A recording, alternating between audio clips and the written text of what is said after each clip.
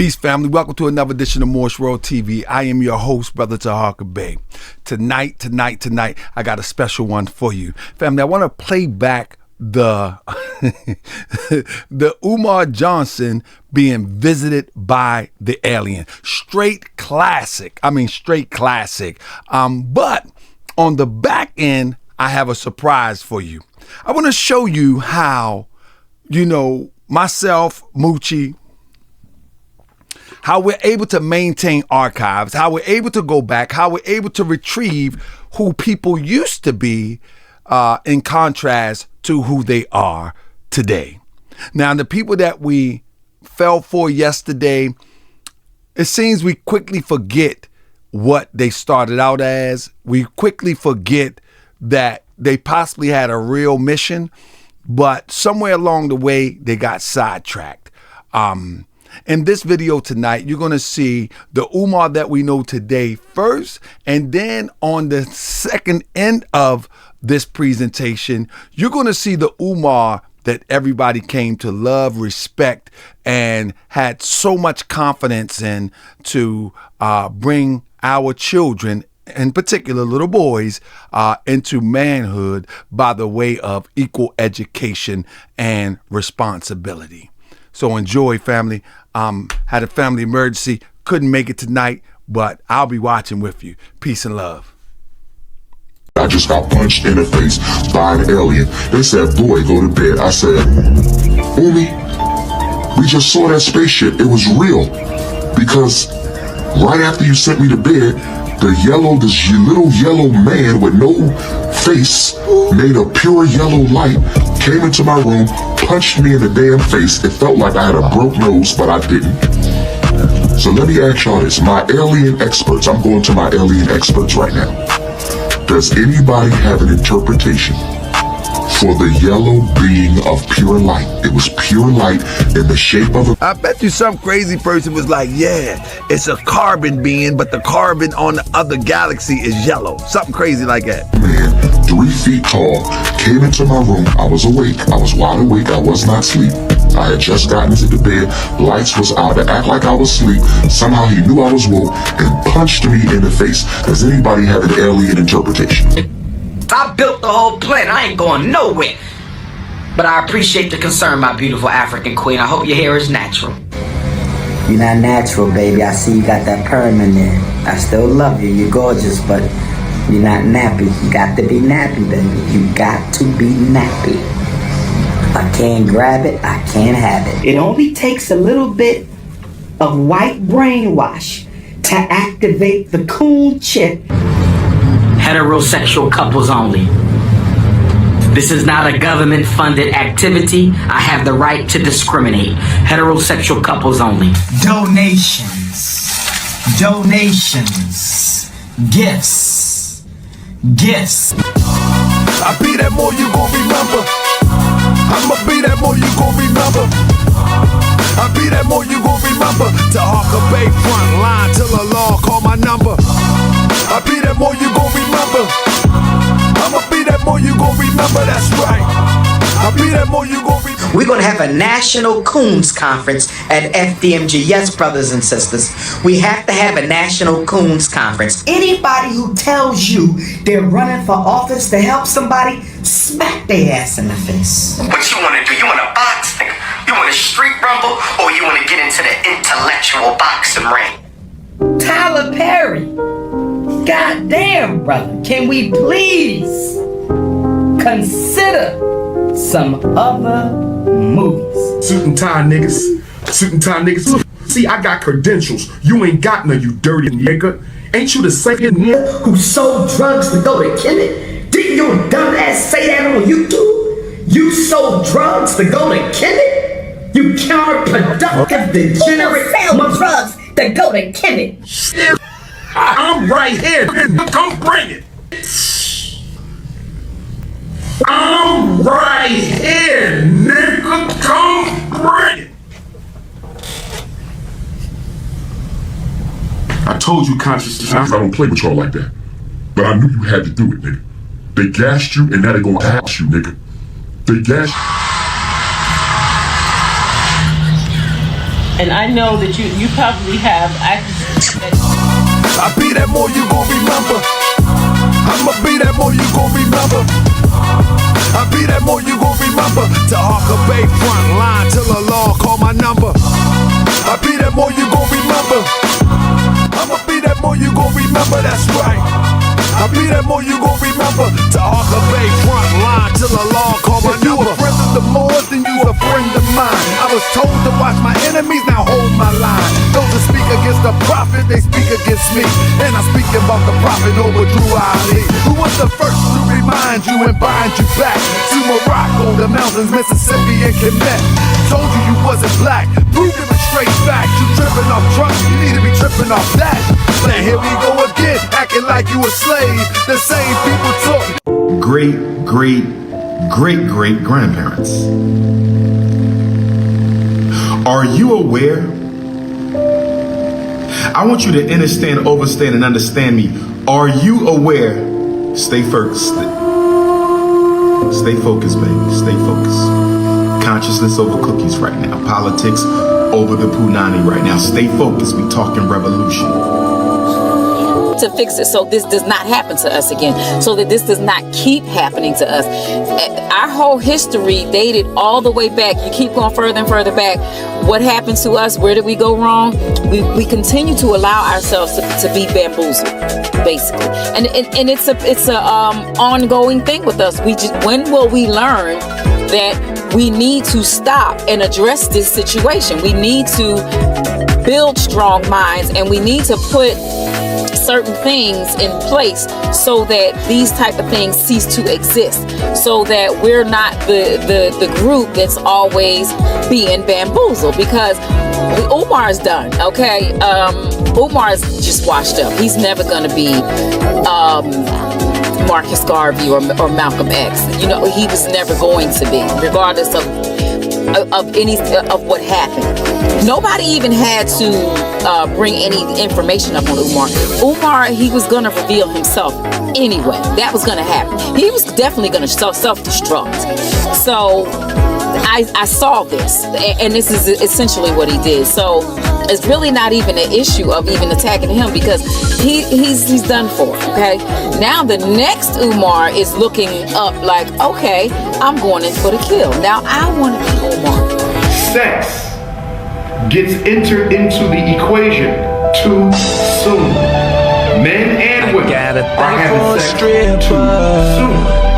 When people have sex too soon, a lot of times that can set up a mindset of assumption and expectation, which can breed disaster because you're not communicating about that which it is you want. So for example, we had sex, so that automatically makes you my girlfriend. We had sex, so that automatically makes him your boyfriend. No, it doesn't. Until you've had a communication and discussed the terms of this relationship, there are no terms. But for a lot of people, once they get romantic and intimate, it changes things on the structural side of relationships, even if it wasn't verbally articulated. Once you have sex with someone, most people lose the ability to objectively evaluate whether or not this relationship is in their best interest. Before I laid down with her, I was able to study her. I was able to see her for what she was, what she is. Once I laid down with her, I've had sex. Now there's an intimate relationship there. Whether I want to admit it or not, I can no longer objectively evaluate her because we've now crossed a threshold that was crossed too soon. Same thing for women, and especially for women, because they're internal. You hear women say, well, I can sleep with a guy and get up and move on and it doesn't bother me. It's psychobiologically impossible. When you lay down with someone, your body releases chemicals that automatically begins to bind your aura to them. This has been proven in the biological research. You can never just lay with somebody, get up and move on without some of their ashe, some of their energy being on you. This is a neurochemical reality. So nobody gets up and walks away. But because women are internal, they consume so much more of that man's energy. And as a result of that, it makes it difficult for them to objectively evaluate him. And so now she's trying to make it look like he's a good guy, because she slept with him. Now, a situation that should have been just ended, a bad experience, an unhealthy decision, now gets compounded because I gave this man some of Our hearts beat to the city streets. We began to feel the fire. We rise like tall buildings as the chemicals they take us higher. The night's young. Just know the feds and the FBI watching. Of course. That goes without saying, my brother. That goes without saying. That goes without saying. How is the school coming? We pushing, brother. We pushing. I got a big booty and it's juicy. You better cut it out. She said she got a big booty and it's juicy. Sisters, let's do the work first. Don't worry. We're going to make love. Oh, we're going to make some love. You better believe that. Okay. But let's do the work first, my beautiful African queens. Let's do the work. Let's do the work. Now you're playing one of the premier revolutionary black freedom fighters in American African history, and you get asked a question about racism and race. And instead of answering it in support of the people whose hero you playing, you backed off of it. You cowered out of the question, Daniel Kaluuya. And if you want to defend him, go ahead. But he cooned out, and I'ma call it out. He cooned out, and I'ma call it out. He was asked about race and racism, and he said, why do we have to talk about this? And then he said, I'm Daniel. Thank you, Sister Avanti, $10 coming on the Cash App. Thank you, sister. Next time, make it 20, but thank you for that 10. I know you barely had that. Thank you, sister. I don't know that. People would say I got a faulty past. I don't understand how I got the faulty past. I've been saving more black boys than anybody you can name for the past quarter of a century. But my point is... Okay.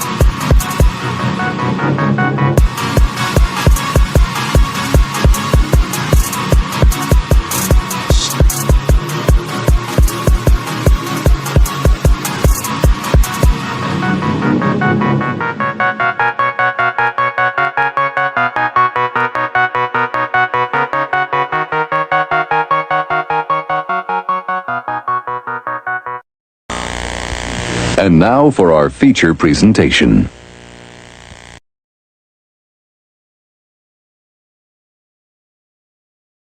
Let's look at my brother Umar real quick. We're going to enjoy Umar, man. I love me some Umar. He crazy as a bedbug. Are aliens real? Yes, aliens are real. Because an alien visited me in Jacksonville, North Carolina. I'm in Jacksonville, Florida right now, but I used to live in Jacksonville, North Carolina. I'm in Jacksonville, Florida right now, but I used to live in Jacksonville, North Carolina. And when I was in the 3rd grade in Jacksonville, North Carolina, 9 years old, 8 years old, me and my mother were looking out the window and we saw a UFO. We said, is that a UFO? I said, nah, that might be a plane. Maybe that's the military expedition, military air. It was a UFO. So we watched. We said, is that a UFO? This is classic Umar. Classic Umar. We said, is that a UFO? Did you really say that, Umar? Y'all know people gonna be mad at me, man. Y'all ain't right. Y'all want people to be mad at me, man. I ain't worrying about y'all, man. I hope y'all got my back, man. Listen, watch it. Carolina, 9 years old, 8 years old. Me and my mother were looking out the window and we saw a UFO. We said, is that a UFO? We said, is that a UFO? Look at the look on his face. We said, is that a UFO? He got them Tahaka Bay wannabe eyes. But is that a UFO? Oh, we gonna get through this. We gonna get through this. So now that might be a plane. Maybe that's the military expedition. At 9 years old, he said it might be a plane. It might be a military expedition. That's what he said. At 9 years old, that's what he said. Let me see if he said it or we said it. They both said it. Listen. Well, I'm 9 years old, 8 years old. Me and my mother were looking out the window and we saw a UFO. We said, is that a UFO? It's not a UFO. So now that might be a plane. Maybe that's the military expedition, military air. It was a UFO. So we watching this UFO, it kept swirling around, so it was way up in the sky though, but it had all these lights and it was going in a circle. And my mom said, okay, it's time for you to go to bed. So I go to bed. Hold up. Y'all just seen a UFO, and then mom said, okay, party over time, go bed. Stop, Umar. Come on, man. We just seen a UFO. It was lights swirling around, and mama said, okay, bedtime. Time to tuck you in, Umar. What Umar real name? I forget. You can't make this stuff up. They just seen a UFO. And mom said, okay, it's time to go to bed. I mean, come on now. Come on, man. We ain't this crazy. Are we? Are we really this crazy? Oh my goodness. Oh my goodness. Come on, Shoemaker. Jermaine. Come on, Jermaine. We just seen a UFO. It's time to go to bed now. Let me tuck you in. Come on, Jermaine. Come on, man. Man, this is some crazy stuff. We gonna get to bedtime, Jermaine. We gonna get to this. We gonna get through it. Let it play. Oh my goodness, Umar, you are something else. But I'm not sleeping. Now you laying down in your bed before you fall asleep. Jacksonville, North Carolina. And the next thing you know, this yellow thing walked into my room. It was about 3 feet tall, shaped. This yellow thing was like a man, but no features. No, it was just pure yellow light, shaped like a man with no features, pure yellow light. And I'm scared as shit. Sure you are. I want to call my mom or my dad, for you. But I'm scared because we just saw a UFO like 2 hours ago, and this little yellow man. I can't do this. We just saw a UFO 2 hours ago, and this little yellow man. Oh my God, I can't do this. Stocky too. He was built like he was a bodybuilder. I'm gonna let it play, man. I'm gonna let it play. Come on, Umar. You're doing too much with this one, man. All right, I believe you know, Umar. Okay, you my man. Or my mom, or my dad, but I'm scared. Because we just saw a UFO like 2 hours ago, and this little yellow man, stocky too, he was built like he was a bodybuilder, but all you could see was yellow light in the shape of a man. No eyes, no nose, no mouth, pure yellow. And I'm acting like I'm asleep because I don't want him to know I'm woke. Look how he closed his eyes. Look how he closed his eyes. I'm acting like I'm asleep because I don't want him to know that I'm awoke. Great job, Umar. Great job. All right, here we go. Woo. Woo, woo, woo. This is some good stuff here, boy. This is a good show tonight. Moochie Bear told me, you know what I mean, we still doing research on the side, but Moochie Bear said we got to do a show tonight. Just have some fun. Just have some. I said, okay. You know what's going on YouTube? And Moochie said, man, YouTube is dead right now. I said, well, you know they talking about aliens everywhere on YouTube. And Moochie said, there it is. And then all of a sudden, it ran up to me and punched me in my face. I just knew I had a black eye or a broke nose. I just knew I shape of a man, no eyes, no nose, no mouth, pure yellow. And I'm acting like I'm asleep because I don't want him to know I'm woke. And then all of a sudden, it ran up to me and punched me in my face. I just knew I had a black eye or a broke nose. I just knew I had a black eye or a broke nose. I just knew I had a black eye or a broke nose. And it ran out the room. And I got up and ran into my parents' room. And then it got low on him. It punched him and got low. The alien came playing tag. Hot potato. Hot potato. The alien came and played hot potato with him. Anybody know how to play that game? You hit pop.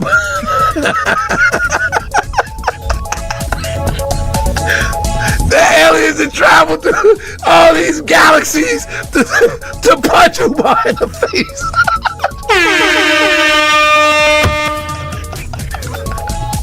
Oh, my stomach hurt.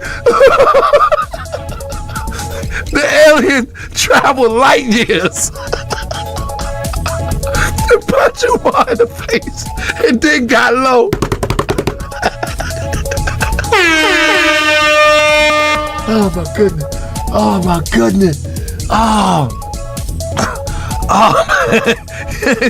Yeah, get your lick back, Umar. Get your lick back. Hey, yo. Oh my God. Man. Now, I know y'all will get me in trouble, right? He ain't no real Grand Sheik. He laughed too much. He ain't no real Moor. He always clowning. He's silly. I'm just saying. Man, listen. We gotta be real, fam. Umar literally just said without saying that the alien traveled light years. He ain't come around the corner from the liquor store. He traveled light years and bop, punched me in the face and got low. I got hit one more time. I got hit one time. I wonder, did the alien make a video like Tariq? I just punched out of Jermaine. I just punched it out of Jermaine. I just punched it out of Jermaine. You remember Umar? I just smacked him out of Taharka Bay. I wonder, did the alien make a video? I just punched. Oh, they didn't have cell phones. He should have threw that one up in there. And then he made a video. Oh, man. Woo!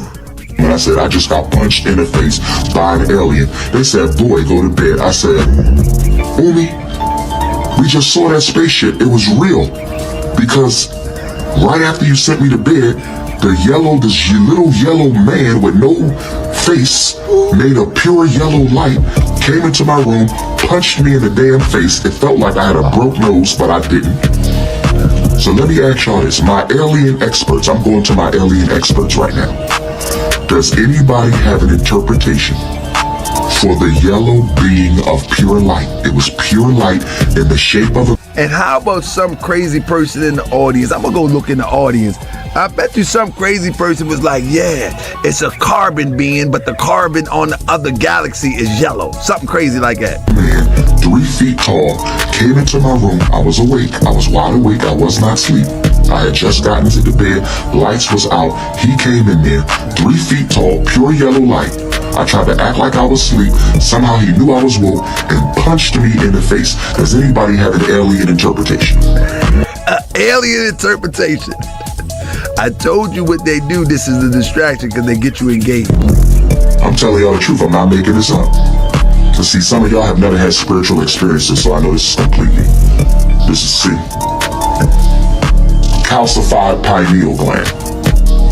Calcified. If you study spirituality, if you study unseen beings, if you know what that yellow being was, because I'm still trying to figure this out. I don't think it was an ancestor. I don't think it was an Orisha. I think it was something else, because we just saw the spaceship. But if you have an interpretation for it, wasn't a demon. It wasn't a demon. It wasn't an evil force. It wasn't the evil force, but it came and punched you in the face for no reason. And got low. And that's the end of the story, though. But then I see if he could have said that the being came back and apologized. Good night.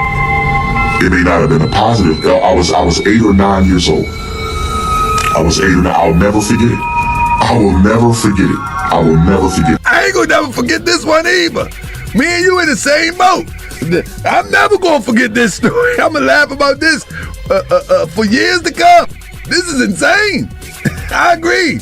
I'm never gonna forget this story. It's the first extraterrestrial, supernatural, metaphysical, paranormal experience I ever had.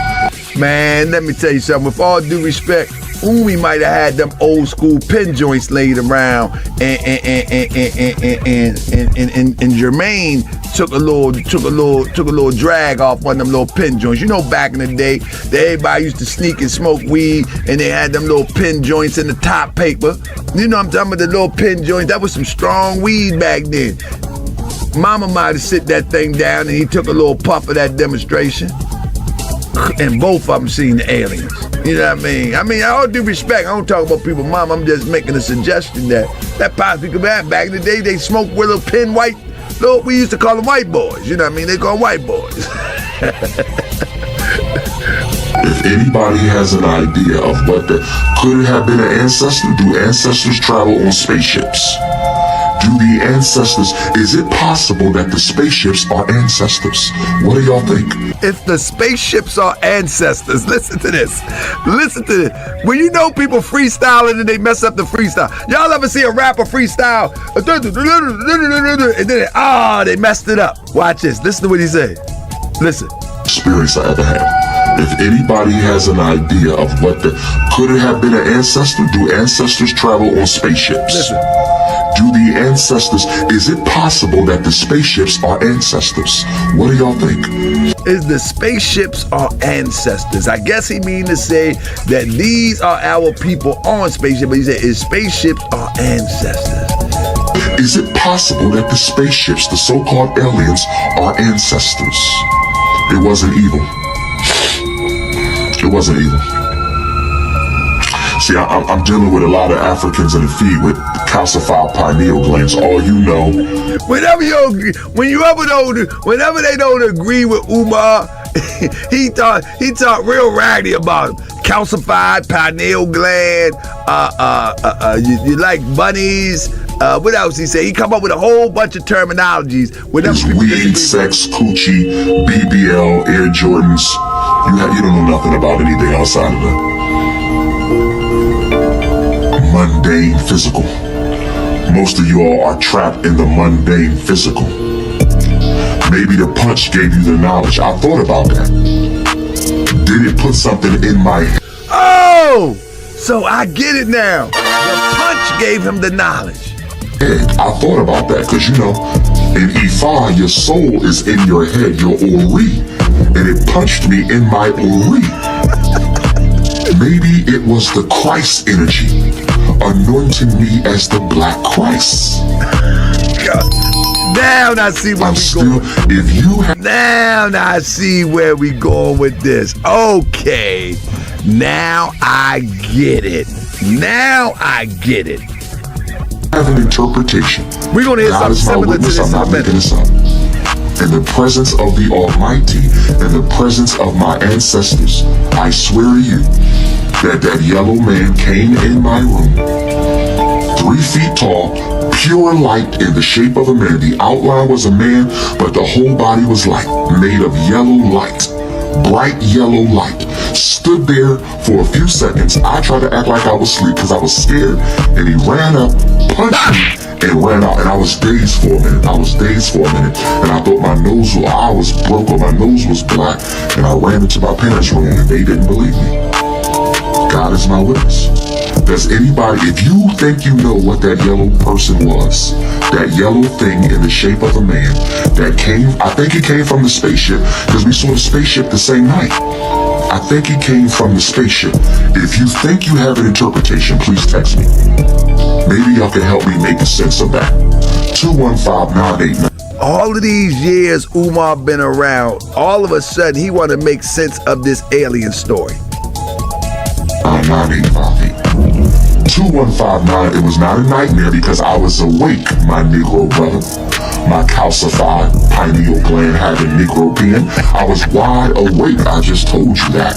2159. You better not disagree with Umar. My calcified pineal gland having Negro peeing, brother. I told you I was my calcified Negro peeing plan. What? Wide awake. I was in Jacksonville, North Carolina. That's where I decided to be a psychologist. At 9 years old. Go ahead, Umar. I believe you. This happened the same year I decided to be a psychologist. At 8 or 9 years old, he planned and thought about being a psychologist. Man, that's right. You are a genius, Umar. I'm rocking with you. The same house I was living in. Was it an Orisha? Was it an ancestor? Was it an alien? What punched me and what did it put into my Ori? What did it put into my soul? That 3 feet yellow being shaped like a man. Who's calling me while I'm live?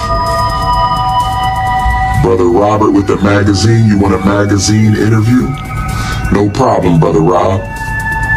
Listen, y'all, I don't answer the phone. I need y'all to text me. Y'all keep calling me. I'm never answering the phone. I don't answer the phone. Text message. Stop trying to clog my life up with your issues. Text me. I don't answer the phone. I told y'all that.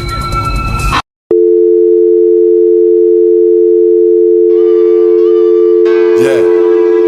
Islam. I'm trying to be your friend, man. That's right. Trying to be your friend, bro. Help me out. Meet me halfway. Come on. I wanna be your friend. Peace and love. Let me be your friend. Peace and love. I said you ain't never met a more like me, and you ain't never ever gonna meet one again. Now let me be your friend. Peace and love. Let me be your friend.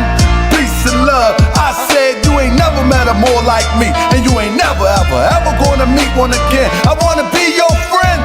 Peace and love. You let me be your friend. Peace and love. Hey yo, I used to be. An all-new episode premieres tonight. But I appreciate I built the whole planet. I ain't going nowhere. But I appreciate the concern, my beautiful African queen. I hope your hair is natural. You're not natural, baby. I see you got that permanent. I still love you. You're gorgeous, but you're not nappy. You got to be nappy, baby. You got to be nappy. If I can't grab it, I can't have it. It only takes a little bit of white brainwash to activate the cool chip. Heterosexual couples only. This is not a government-funded activity. I have the right to discriminate. Heterosexual couples only. Donations. Gifts. I'll be that more you gon' remember. I'ma be that more you gon' remember. I'll be that more you gon' remember. To Harker Bay front line till the law call my number. I'll be that more you gon' remember. I'ma be that more you gon' remember, that's right. I'll be that more you gon' remember. We're gonna have a national Coons conference at FDMG. Yes, brothers and sisters. We have to have a national Coons conference. Anybody who tells you they're running for office to help somebody, smack their ass in the face. What you wanna do? You wanna box? You wanna street rumble? Or you wanna get into the intellectual boxing ring? Tyler Perry. God damn, brother. Can we please consider some other movies? Suit and tie niggas. See, I got credentials. You ain't got none, you dirty nigga. Ain't you the second nigga who sold drugs to go to kill it? Didn't your dumb ass say that on YouTube? You sold drugs to go to kill it? You counterproductive, degenerate drugs to go to kill it. I'm right here. Come bring it.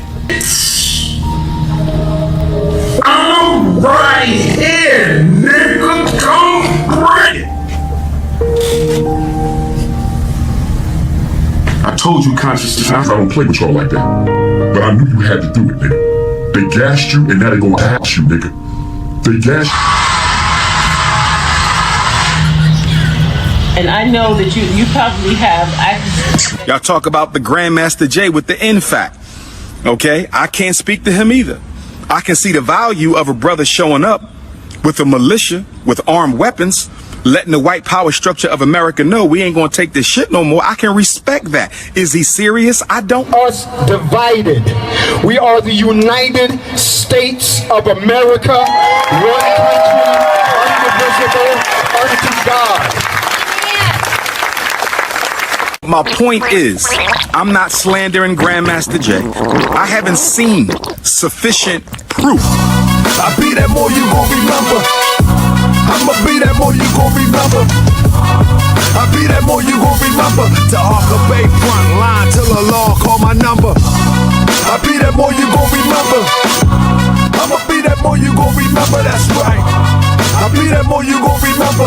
To Harker Bay front line till the law call my number. You a friend of the Moors, then you a friend of mine. I was told to watch my enemies, now hold my line. Those that speak against the prophet, they speak against me.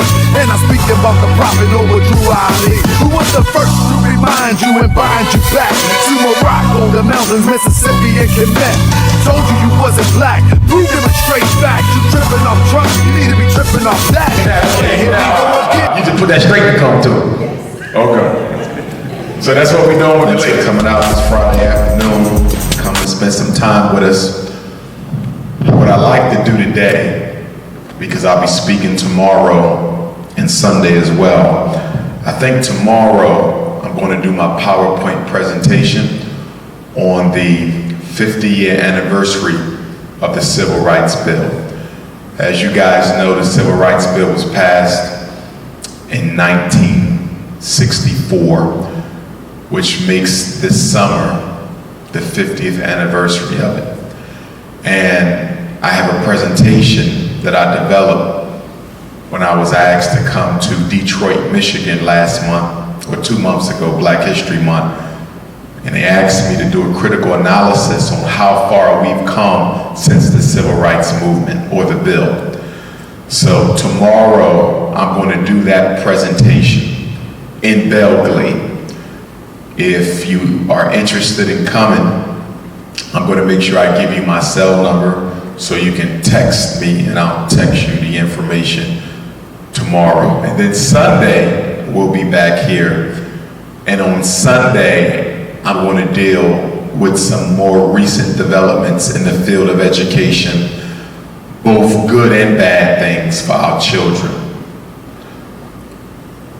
This year is pivotal for a lot of reasons. Number one, we're not only celebrating 50 years of the Civil Rights Bill, we're also celebrating 60 years, 60, since the 1954 Brown versus Board of Education decision. So this is 60 years of school desegregation. 50 years of civil rights, 60 years of school deseg. 1954, 1964, and 100 years of Garvey and Garveyism. The Honorable Marcus Messiah Garvey started the Universal Negro Improvement Association and African Communities League, which he organized on July 20th, 1914 in Jamaica. Here we are, 100 years, so 2014 is pivotal for a lot of things. And so on Sunday, I'm probably going to deal with the Garvey piece. But there's a couple announcements that I want to put out right now before I get into my discussion. And I promise not to keep you guys too long, because as Brother Carl said, tonight was just supposed to be an introduction. Whereas tomorrow in Belgrade and Sunday back here, I'll go a little bit more heavy into the information with my PowerPoint presentations. But a couple things, because I haven't been here in about a year. Number one, I'm going to be taking a group trip to Africa, if you're interested. The trip is being designed for those who've never been home, but it will also be a trip for those who are interested in going back home again. We'll be going to Ghana, West Africa, July 22nd to August the 3rd. It's a 2-week trip. The cost of the trip is $3,200. It's the cheapest 2-week trip that you're going to find going to Africa. Dr. Umar Johnson doesn't make a single penny from the trip. I did it at no cost. That's why it's so cheap. Now, of course, $3,200 isn't cheap, but for Africa, it is. People who run group trips to Africa start at $4,000 and they go up. But I deliberately had this trip put together to keep it as cheap as possible so finances wouldn't be a barrier. It will still be for some, but for those who want to go, I wanted to keep it as cheap as possible. We will be going with one of our Grandmaster teachers, Professor James Smalls from City College in New York. He's going to be leading a lot of the tours. We will go to the Elmina Slave Dungeon. We will go to the Cape Coast Slave Dungeon. I will be giving a lecture at the Kwame Nkrumah University. We will be going to the W.E.B. Du Bois Center. We will also go up to Kumasi, where we will visit with some of the African villages in Kumasi. We will also have an African naming ceremony as well as a re-Africanization ceremony. You will have an opportunity to get a traditional spiritual reading for those who study African spirituality. We will be taking a boat ride on the longest man-made river in the world, which I believe is the River Volta, I think. There will be seminars on dual citizenship. There will be a seminar on doing business in Africa. And there will be a third seminar on land acquisition in Ghana. So we won't just be going to study history. I know a lot of our trips to Africa is all about studying history. Okay, I'm really not about living in the past. I'm not. I'm someone who lives in the present. So we're going to Ghana to see what we can do to help prepare a future for our children. Okay, so if you're interested, you want to go to dreamertours.com. That's DREAMER tours, TOURS, dreamertours.com. Click on the Dr. Umar Johnson trip, print out the registration form, fill it out, send it back with your $150 deposit. The balance of the trip isn't due until 30 days before we depart. We depart July 22nd, so the balance of the trip is due June the 22nd. If children are going, I believe they are at a discounted rate. All of this is on the website. If the child is less than 2 years old, they basically go for free, but you do have to pay the travel tax, which is about $200. Everyone who goes needs a visa, and everyone who goes needs a passport. If you don't have your passport, whether you're going to Africa with me or not, you need to get it. You get it at the post office, make sure you have it. What's going to happen is once Dreamer Tours receives your registration form and your deposit, your email address and your name is sent to me. I then load you on my listserv for everyone who's going. And we're going to be having bi-monthly teleconferences to make sure you're up to speed on what's going on and with what you need to have.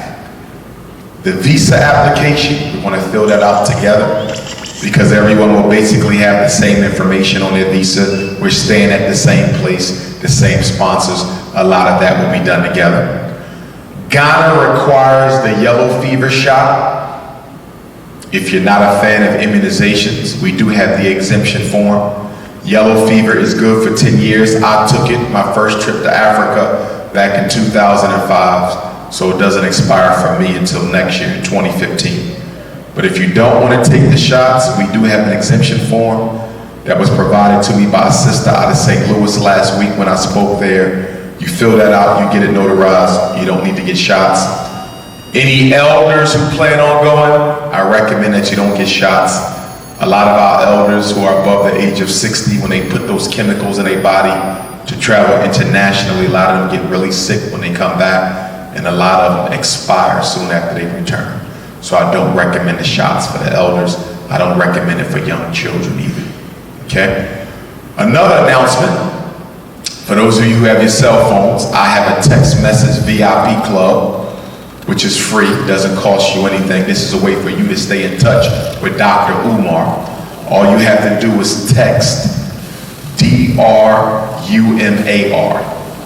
Text Dr. Umar on your cell phone to 36,000. It's totally free.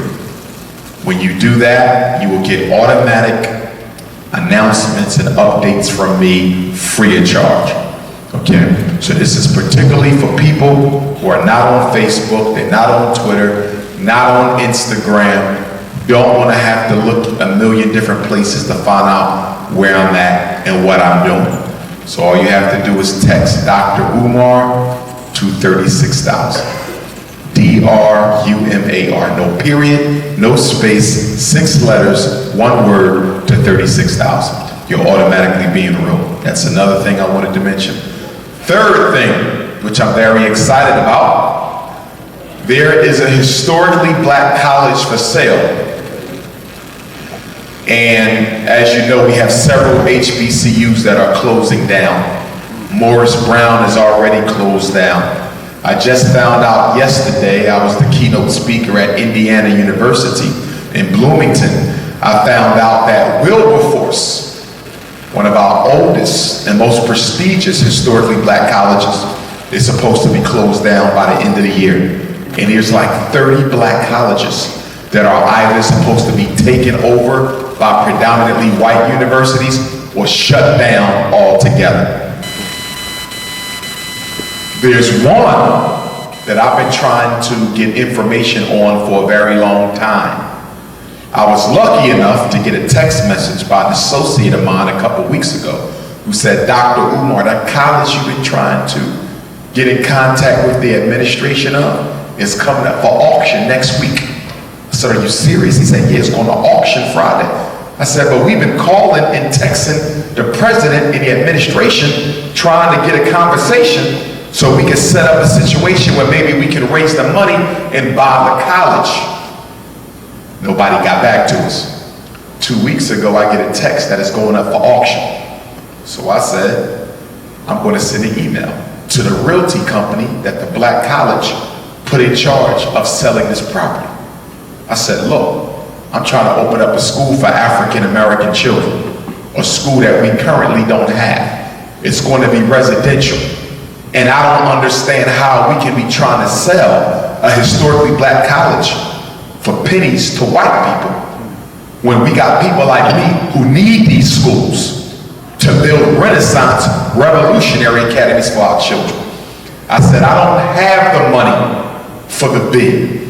Because they said if you wanted to bid on a property, you had to put down $150,000. You had to be able to produce the rest of the money within a certain amount of time. I said, I don't have that. Had y'all told me last year y'all would be having this auction, I would have been ready for you. But y'all didn't tell me. So I'm asking for the opportunity to raise the money that y'all selling this school for, which is in the low millions, brothers and sisters, the low millions. I said, if y'all give me until New Year's Day of 2015, I think I can raise that amount of money. With my network and the people who support me and follow me around the world, I think I can raise it. So the guy called me up, white guy, auction company white. They went to a white company. He said, I read your email and I don't want to be disrespectful, but this is about money and you don't have none right now. This is the day after the auction. But if you will have your attorney send me a purchase proposal, I will take it back to the auction and I will take it to the owners of the college and see if they would be willing to give you an opportunity to raise this funds. First of all, he called me the day after the auction. So what is that telling you? That's telling you that they didn't get what they was looking for, or they didn't get nobody at all. Y'all follow me? So the fact that he would call me back with no money down says that ain't nobody really jumping for this because ain't too many people interested in educating our children.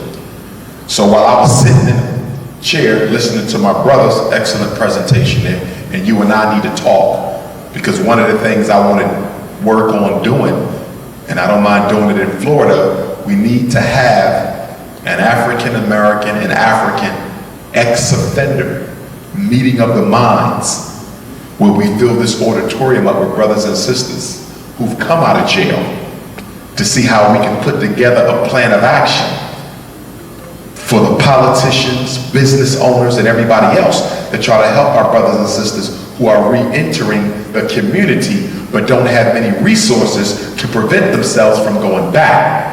Because as we know, African American ex-offenders have a 95% recidivism rate. 95% go back to jail, not because they're criminals, but because they don't have opportunities not to engage in crime again. So if there's anyone else who's interested in being a part of that, please get with me, because I'm coming to a conclusion. As I travel the world and travel the country, I'm coming to a conclusion, y'all. And remember, no one in the country speaks more than me. I'm coming to the conclusion that this push that we need as a people ain't gonna come from educated blacks. Well, we've been through that. It ain't gonna come from working class blacks. Guess who's gonna lead it? Our ex-offenders. Because they hungry, they got nothing to lose. They're not afraid of the police because they done already confronted them. They're not afraid of jail because they done already been there. I really think that that population that so many of us dismiss is actually the solution for a lot of the issues that we have. So we have to talk about that ex-offender conference. Getting back to the auction, while I was listening to my brother, I got an email from the white man from the auction. He said, call me. So I forwarded the email from my attorney and I said, I can't call him, I'm about to speak in South Florida, but you call. So the fact that he called, we sent him the proposal the other day, outlining the purchase proposal for me to raise the money to get that school by the new year. So the fact he's calling me, I think that they might give me that opportunity, brothers and sisters. If they do, I'm gonna need all of you here, because it only take a few. And let me speak on that for a second. One thing I learned being an orator is to not be concerned with the numbers of people who show up. Be concerned with the quality. I was in St. Louis, sold out. I was in Atlanta to start the new year, sold out. I was in Amsterdam and Netherlands, in Holland, sold out. I regularly speak at events that are sold out because I'm a popular figure. But I'm not impressed by that. You know why? Because sometimes when it's sold out, the mindset that needs to be there to do the work gets transformed into entertainment. And it becomes churchical. If y'all understanding what I'm saying. Sometimes when you have a small showing, like what we got here, you might get people who are a little bit more likely to do the damn work. There's something about the large crowd that sometimes doesn't enamor the type of energy you need to get things done. So big crowds don't mean nothing. I get them all the time. It's not quantity, it's quality. I'm looking for the workers. Workers are hard to come by, even for someone like me. Everybody says, yeah, I want to work, I want to help. But at the end of the day, it's few there. Most of us, even those of us who are conscious, are really not committed. Are really not committed to the work necessary to pick this thing up. We're not. And we got to do some thorough self-assessment because some of us are very hypocritical in our approach to nation building. Very hypocritical.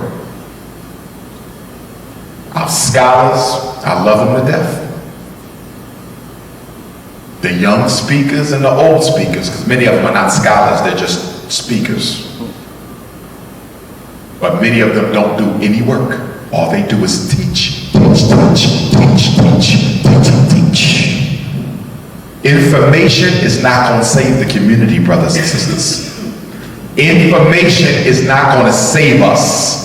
Institutions and infrastructure is what's going to save us.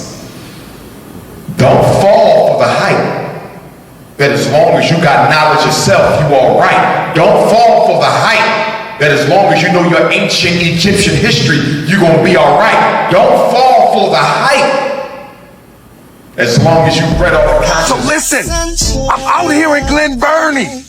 I'm testing out the new hoodies and the new beanies with the mini Divine 7.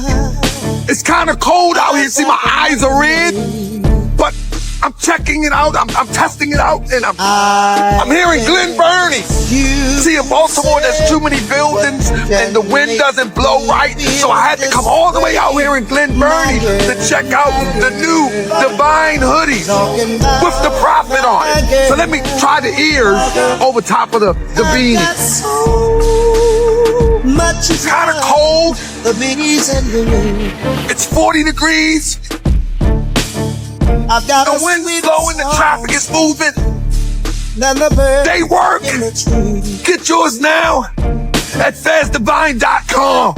They actually work. It's warm. You read all the content books, you'll find that doesn't mean nothing if there's no work being done to create an opportunity for the next generation. When my lawyer speaks to the lawyer of the auction, if they granted my purchase proposal, I'm gonna need y'all help. I'm gonna need y'all to help me raise that money. I don't want to tell you how much it is, but it's in the very low millions, very low. I think it's doable. Those of y'all who belong to churches, y'all gonna have to get y'all pastors to do a fundraiser for Doctor Umar. Not for me, but for the damn children. Those of us who belong to community organizations, professional associations, Masonic lodges, the fraternities, the sororities, whatever you into, y'all gonna have to help me get that money up. This school is a dream horse. They got the dormitories already there. I ain't got to build them. They got a state-of-the-art student center. I ain't got to build it. They got a football field, track. I ain't got to build it. All the lecture halls are there. I ain't got to build it. Fertile farmland, I ain't got to build it. Everything that our children need is already there. And on a historical note, this particular college was founded by a colleague of Booker T. Washington, who was a former enslaved African. So not only are we trying to build a school for our babies, brothers and sisters, we keep land that was bought by an enslaved African under African ownership. That's very important to me. We giving up schools that our ancestors died to build. We giving up schools that they labored and spent their last penny on. I got a problem with that. If anyone here is interested in working at the school, the Frederick Douglass and Marcus Garvey, RBG, International Leadership Academy, send me your resume. Send it now. Don't wait till later. School might not be open for another year or two, but don't wait. I need it now because I'm going to be hosting a curriculum conference soon. And I would love to have some of you present at that curriculum conference. We're going to have a self-defense curriculum, agricultural curriculum, economic science curriculum, spiritual science curriculum, nutritional and dietary science curriculum. We're going to teach the children how to make their own clothing, how to make their own shoes. Remember, it was a black man from Pennsylvania named Jan Mexinger who designed the machine that does what? Sew the sole of your shoe to the body of your shoe. You wouldn't even have shoes on right now if it wasn't for African people. Where do you send your resume to? FDMG resumes. F for Frederick, D for Douglass, M for Marcus, G for Garvey. FDMG resumes. RESUMES at gmail.com. Send me your resume. I just respectfully ask that you not be married to an alien or be sexually confused. I respect you, but I don't want that energy at my campus. Take it somewhere else.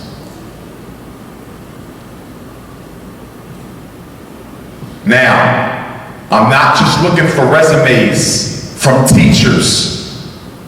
Our school will function like a university. That means we need landscapers. That means we need security team. That means we need secretaries. We need house parents. That's right.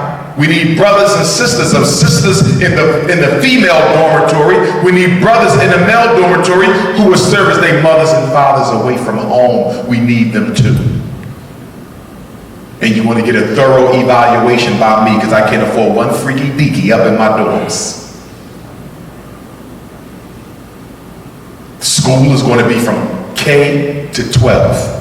If I don't raise enough money to have all 13 grades at once, I'm probably going to start somewhere between 3rd and 7th and go up a year and down a year every year. So if the school starts 3rd to 7th the first year, then the second year we're looking at 2nd to 9th. 3rd year we're looking at 1st to 10th. 4th year we're looking at kindergarten to 11th. 5th year we're looking at pre-K to 12th. After 6 years, you have the whole gamut. And what else I want to do? We have a whole population of our young brothers and sisters, not just African American, but brothers and sisters who are here from Haiti, from Nigeria, Liberia, Puerto Rico, those who still know they're black, who have been disenfranchised by the system. So I want to designate one of the dormitories into a re-Africanization program where if you're between the ages of 18 and 25, male or female, and you took a wrong turn in life and you want some help getting back on the right road, we'll take you in. We'll put you up. We'll clothe you. We'll feed you.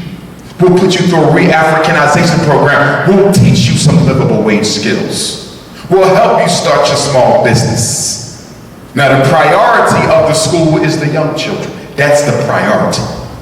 But once we got that squared away, we got to look at the young adults and how we can save them. We can't give up on them either.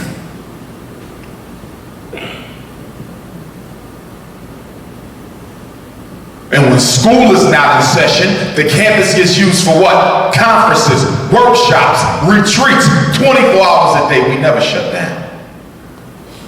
NAACP, y'all about to have an annual conference at the Adams Mark Hotel and give Europeans all that money? I don't think so. You want to have it at my campus. We need the money. Urban League, y'all about to have an annual conference and give all that money to the Hilton? I don't think so. You want to come stay right on our campus. We got the dorms, we got the cafeteria, we got the meeting rooms. You give that money to us. We may even have to embarrass a couple organizations. How dare you give that money to people who don't need it when you got a college who need that money? How about you have your conference at an HBCU? Our school. So that's what's going on with the school, brothers and sisters. If you text Doctor Umar to 36,000, you will definitely be kept in the loop in terms of what's happening and when the fundraiser is going to kick off, so forth and so on. I'm working on 3 new books, Relationships and Dating for Men, Relationships and Dating for Women. 4 new books, I forgot. Introduction to White Supremacy for Children.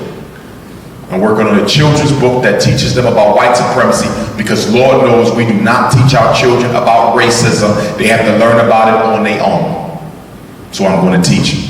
I'm also working on a comic book for African children that's going to teach them about history, culture, politics, white supremacy as well, called The Prince of Pan-Africanism. When I leave you guys on Monday, I go to New Orleans where I haven't been in nearly 2 years. I'll be speaking there Tuesday and Wednesday night. Then I speak in Mississippi Thursday night. And then I fly to California and I speak in Los Angeles Sunday night. And then next Saturday I'm in Chicago. And next Tuesday I fly off to St. Thomas, Virgin Islands for the first time. I've never been to St. Thomas. So those are my next couple stops. Now, Last month, the United States Department of Education released a 13-year study on the state of race and education in America. It's the first time that they looked at the entire state of education. All 50 states, every public and charter school in the country. First time in 13 years that we got a comprehensive study on the state of black children in America's schools. The study was done by the United States Department of Education, Office of Civil Rights. They found what? That in half of all high schools in America, where African American children predominate, and half the schools in this country where our children predominate, high school, there's not a math class above Algebra 1. Did y'all just hear what I said? And half the schools in this country that serve black children, there's not a math class above Algebra 1. Now let me ask you a question. In most states, you need 4 math credits to get a diploma. You need 4 credits of math to graduate. If your school district doesn't offer a math course above Algebra 1, which is 9th grade, how can you get a diploma? You can't. Why is this important? Because too often a lot of us look at our high school push-outs because there is no dropout. Every black child I've ever met in my life was pushed out of school, either by the way that they was treated or the difficulty that was put in front of them to get back in school. High school push-outs. The statistic is showing you that the reason why so many of our young people aren't graduating is because they don't even have the necessary curriculum for them to finish. They don't even have the necessary curriculum for them to finish. So it doesn't matter if your pants are sagging. It doesn't matter if you speak Ebonics. It doesn't matter if your father is locked up. It doesn't matter if your mommy is a doctor and your father is a lawyer. If they only got 1 credit of math and you need 4, you don't get a diploma. These are the facts, and they are undisputed. My brother in the back, if you could, well, wait, let me not be premature. Who in here has a piece of paper we can pass around? My brother. On that paper, if you can, I need you to put 3 columns. Name, 4 columns. Name, phone number, email, and committee. Let me repeat that. Name, phone number, email, and committee. Now I'm gonna scold the rest of y'all for a second, because that brother got a young daughter and he was the first to jump. Motivation, procrastination, initiative, energy. We're not going to get out this problem being complacent and comfortable. Anyhow, the reason I'm asking him to pass the sign-up sheet around is because I'm hoping everyone in here is interested in signing up for the South Florida Independent Black Parents Association. One of my New Year's resolutions I brought in 2014 this way is to organize chapters of the National Independent Black Parent Association everywhere I go. We already got one up and running in Kansas City. We up and running in Detroit. We up and running in Virginia. We up and running in Chicago. I'll be signing up in New Orleans. I'll be signing up in Mississippi. I'll be signing up in LA. Everywhere I go, it's time to organize y'all. Until we got enough private schools for all of our children. Even though I'm opening up a school, brothers and sisters, I'm not going to forget about the children who cannot be there.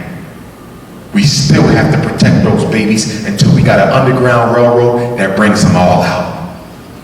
I want you to listen to the 7 committees that I'm about to explain to you. So when you get the sign-up sheet, I want you to write down the one that you are most interested in. Make sure when you write your email, I can read it. Make sure when you write your name, I can read it. Make sure when you write your phone number, I can read it. Now, the South Florida Independent Black Parent Association is going to have 7 committees. I'm about to explain them to you. I want everyone in here to be on a committee. You don't have to have children, because in African culture, all the children belong to us. So you yourself did not necessarily have to conceive child. They're still all of our children. The children don't belong to the parents in African culture. They belong to the village. They come through the parents, but they come to the people.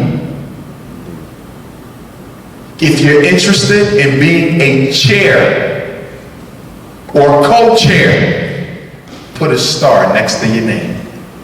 In front of your name, put a star if you're interested in the leadership role. If you sign up, you want to participate. I'm happy with that. But if you want to be a part of the leadership team of the Parent Association, put a star in front of your name. But please don't put a star if you know you don't do no work. Because we're going to have a relationship problem. You're going to become my enemy because you wasted my time. You put a star in front of your name knowing you don't want to do no work. Knowing you don't want to make no phone calls. Knowing you don't want to send no emails. Knowing you don't want to knock on no doors. Don't waste my time. If you just want to participate, that's fine. I'm hoping a couple of you are interested in being in a leadership role. So what are the 7 committees of the South Florida Independent Black Parent Association? And we got the list going around, right, my brother? Okay. Okay, you want to write down all 7 of them so they see it? Right. Gotcha. First committee, special education. Special education committee is responsible for doing what? Investigating special ed fraud and exploitation in South Florida schools. Delray, Riviera, Fort Lauderdale, Hollywood, don't make a difference. What are we talking about when we talk about special ed committee? First of all, you got to do your research. I need to know how many kids are in special ed. I need to know by district. I need to know by school. I need to know by grade. I need to know by race. I need to know by category. What are the 13 special ed categories? I need to know how many black boys are diagnosed as emotionally disturbed in school number 1. I need to know how many black girls are diagnosed as mildly mentally retarded in school number 2. I want to know how many preschool kids are classified as speech and language impaired. I want to know how many 4th grade boys are on stimulant medication for ADHD. Then I want to know, what is each school doing with the extra special education money that they get? Every special ed child is worth twice as much. So if South Florida is spending $7,000 per child for their education, that means if they in special ed, they're worth 14. What are they doing with the extra 7? And why the hell don't we know? So the first stage of every committee is data collection and research. You're going to put together a 10-page paper summarizing the state of special ed in South Florida for African children. These are the schools. This school leads the county in learning disability diagnoses. This school leads the county in full-time special ed placement. This school leads the county for most black kids being evaluated in kindergarten. We need the data in order to be able to do something. We cannot shoot in the dark. We gotta have the statistics down to a science. Some of you may have had kids who got railroaded in special ed. Maybe that's near and dear to your heart. Hopefully you put a star in front of your name. I don't want to force you. I just want to make you interested. What's the next committee? School discipline. This is real important, ain't it? Because guess what that report that just came out last month found, which I already told you in my book. And for those of you who haven't had a chance to purchase it, it'll be available after tonight's presentation if you're interested. If you're raising a black boy, I don't know how you can't have my book. I ain't talking capitalism, I'm talking activism. You raising a black child and you ain't got Dr. Umar Johnson's book? What the hell other psychologist you know is breaking this down the way I'm breaking it down? Name me one. Anywhere in the country. I'm the first one to tell you about the special ed hustle. I'm the first one to tell you that ADHD does not automatically put a child in special ed. I'm the first one and the only one to tell you that the learning disability cannot be proven. So I don't know who you gonna go listen to. You better have that book. That book is going to teach you how to keep your kids out of special ed. That book is going to teach you how to keep your kids from being expelled. My mothers, I got a whole chapter on that in that book on how to deal with disruptive behavior without medicine. I want all my mothers in here to read it 10 times. Why? Because this Ritalin thing, this Adderall thing, this Cycler thing, this Meditate thing, this Risperdal thing is almost exclusively a single black mother phenomenon. I'm not blaming you mothers, but I want you to understand that you're being brainwashed by Wall Street into thinking that the only way you can teach a son how to act is to dope him up. You don't need drugs to teach behavior. And I got a whole chapter that teaches you how to deal with behavior without drugs and without putting a hand on your child. You don't have to spank a child to get them how to act. The reason we end up spanking our kids is because we're not consistent with the discipline program. So the behavior doesn't get better because you're not disciplined. And if you're not disciplined, how the hell are you going to teach it? I got a whole chapter on frequently asked questions. Whole chapter on learning disability. Whole chapter on ADHD. Not just what they're doing. I'm not just breaking down the problem. I'm telling you step by step, this is how you deal with it. Well, they said my son can't come back to school unless he has medicine. What do? First, you ask him to put that in writing. Can you please put what you just said out of your mouth on paper and sign it? Why do you do that? Because if you can prove that they said your child can't come to school unless they have medicine, they have just broken the law, which is why they will not put it on paper. Whenever the school says something to you that sounds illegal, you're supposed to ask for it in writing. Because they won't put it in writing because they know it's illegal to say that. Well, if you don't get them tested for special ed, we putting them out in the charter school. Really? Can I have that in writing? It is my decision to get my child evaluated, not yours. So if you're raising a black child, male or female, you better read that book. If you can't afford it, then y'all better share one. But you better get that knowledge because you need it. Second committee is discipline. I got a big problem with the fact that they keep talking about black boys' low academic achievement. Do you know why black boys have a low academic achievement? Because they get sent out of the classroom so much, suspended so much, sent to the accommodation room so much that they're never given sufficient enough time to learn. If I'm being suspended 2 days a week, how am I going to learn how to read? If I'm being sent out the classroom 4 or 5 times a week, how am I going to learn my math skill? The number one reason for low academic achievement in African American boys is racist white females who keep putting them out the classroom. And some Negro teachers too. Because we got a nice little bourgeois clique of black teachers who don't care about black kids either. Some of y'all know what I'm talking about because you had to deal with them. I talk about it in my book. Most of the time when I'm fighting principles, I'm not fighting white principles, I'm fighting Negroes from the hood. That's right. They done went and got a doctorate and came back. And they treating our kids like they the oppressor themselves. Beware of the black teachers. We got some good ones, but make sure they're good before you trust them. Black principals, you're talking to a former one. Make sure they're good before you trust them. Because some of them don't care no more about our children than the other folks. That includes Afrocentric people. Don't let a dashiki and shea butter fool you. I'm telling you what I know.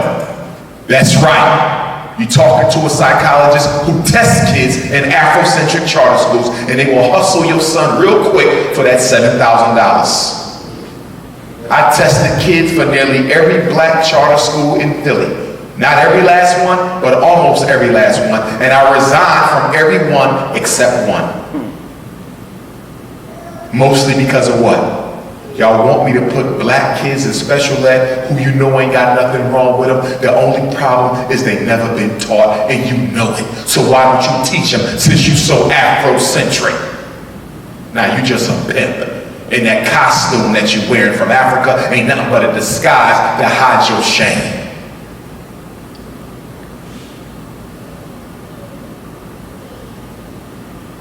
So we gotta know the school discipline data. How many black boys was expelled in Palm Beach County public schools last year? How many girls were suspended? What is the average length of a suspension in Palm Beach County public schools? Do we know? How many kindergarten kids was expelled? Guess what the report said? The report said that record numbers of kindergarten black boys are being suspended from school and expelled. Can I ask you a question? What in the hell can a 5-year-old child do to be kicked out of school for the rest of their childhood? Can somebody answer that for me? I read an article the other day. They had a 3-year-old girl in handcuffs. It made the news. 3 years old in handcuffs. I didn't even bother to read because no matter what the excuse was, that was not acceptable. And you think we don't need our own schools? I got Negroes telling me, Doctor Umar, you need to open up a charter school and stop with this independent school stuff because black people ain't going to give you the money you need to run that school. I said, I beg to differ. I better get the money I need. Why? Because black people been sending everybody else's children to college. You go to that damn Chinese corner store. How many Chinese kids you done put through Harvard and Princeton and Yale with them stinking chicken wings and fried rice? How many Arab children you done put by going to the gas station? How many Anglo-Saxon kids you put through college buying automobiles? And black woman, how many Korean kids you put through college with that hair? So you mean to tell me we can send the Arabs to college? We can send the Jews to college. We can send the Koreans to college. We can send the Latinos to college. But you ain't gonna give me money to educate our kids, but you sending everybody else's? I don't think so. I better get my money. I'm gonna shame all y'all. I'm gonna shame every black person in America. I don't need that mark for that school.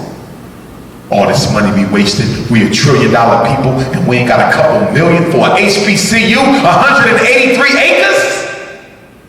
We got a couple million for that, but you got 8 million for 8 billion for hair. You got billions for screen TVs and laptops and iPads, but you ain't got a couple million for a school for black children. I don't think so. What's the next committee? So we talked about the Special Ed Committee to investigate special ed fraud and exploitation of black children. The School Discipline Committee to investigate excessive, unfair discipline practices in South Florida. Third committee is school policy. Very important. What is the School Policy Committee? Parents in this committee do what? You research the rules and regulations in South Florida public schools that disproportionately affect our children. It's called institutional racism. Let me give you an example. First of all, I need you to know the difference between law and policy. Law is made by the State Department of Education. What's the state capital of Florida? Tallahassee. That's where the law is made. Once Tallahassee makes the law, they give that law to each of Florida's school districts. In Pennsylvania, we have 501 school districts. I don't know how many y'all have in Florida, but I'm sure it's a couple hundred. each of Florida school districts creates their own policy. Fort Lauderdale, that's a different district. They might have a certain policy. Miami got a certain policy. Orlando, a certain policy. Tallahassee schools, a certain policy. Now you're all governed by the same law, but every district can create their own policy. And the good thing about policy is what? If you don't agree with it, you can fight to change it on a local level because it's not a law. It's only a what? Policy. Let me give you an example. There might be a policy, hypothetically speaking, in South Florida, that if a high school child misses 2 weeks of school consecutively, hypothetically, they can be dropped from the roll. We don't agree with that because that's feeding high school push-out. If that's a policy, it needs to be changed. Let me give you another. And these are hypotheticals because I don't know the Florida policies that well. I got to study them. That's what the policy committee is going to do, study them. Let me give you another policy. In Florida, a child cannot start kindergarten until they what age? How old you got to be to go to kindergarten? Got to be 5 for kindergarten? Let's say you got a 4-year-old who's ready for kindergarten. That 4-year-old child knows their colors, their numbers, their sizes, their shapes. They know their phone number, the address. They can write. They can count. They're ready for kindergarten now. But Palm Beach County schools say they got to be 5, but your child just turned 4 and you want them in school now. First we check with the state. If the state doesn't have a law saying that a child cannot attend school below the age of 4, which means it's just a policy issue, we can fight to change that on the district level. Are y'all following me? So the policy committee is going to find the policies that need to change. And we also going to do what? Advocate for some policies. What are some policies we might advocate for? We want a policy that half the teachers in the schools that service our children should be African American. That's a policy we want. We want a policy that puts the building trade programs back in a high school because everybody don't need to go to college.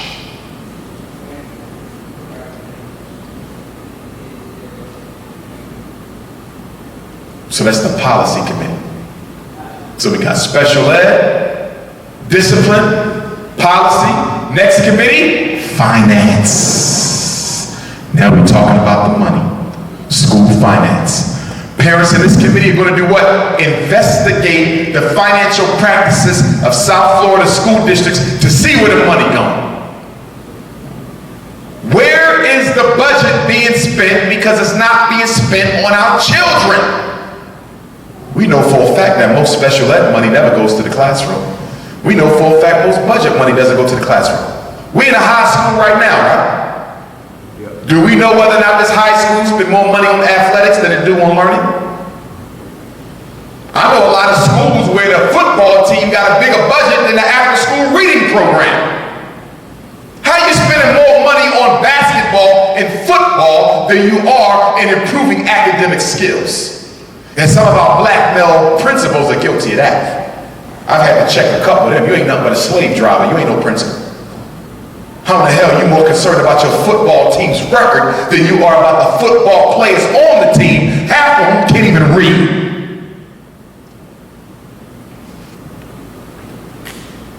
So we got to look at where the money at.